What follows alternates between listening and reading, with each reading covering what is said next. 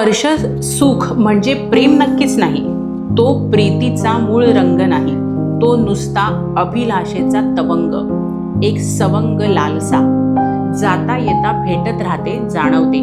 स्पर्शाची ही लालसा रोज ऑफिसला जाताना लोकलमध्ये सहन करावी लागते, रस्त्याने चालताना लादली जाते, बुकिंग क्लार्कने तिकीट देताना स्पर्श करावा, बस कंडक्टरनंही तेच, वाण्याने पुड्या देताना तेच, ऑफिसरने फाईल देताना तेच.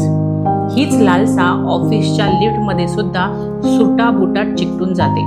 वर पुन्हा सॉरीचं गुलाब पाणी शिंपडायचं आणि एक ओशाट हास्य. सगळीकडेच ही लालसा थैमान घालताना दिसते. ऑफिसच्या कामासाठी फोन करावा तर पलीकडचा पुरुषी आवाज अकारण मवाळ होतो. नजरा तर दुसरं काही ओकतच नाहीत. स्त्री देहावर त्या अर्थपूर्ण नजरांची पुट चढलेली असतात, फक्त पुट.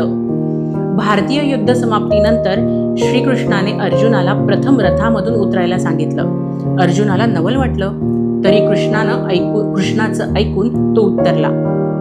त्यानंतर श्रीकृष्ण उतरताच अर्जुनाचा रथ जळवून गेला.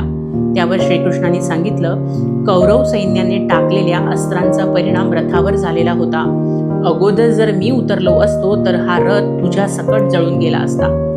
आयुष्यभर स्त्री देहाचं संरक्षण असाच कुणी अजाण कृष्ण करीत असला पाहिजे, नाहीतर पुरुषांच्या नजरांनी तो देह चितेवर चढण्यापूर्वीच जळून गेला असता. वपुर झा, लेखक वपू काळे.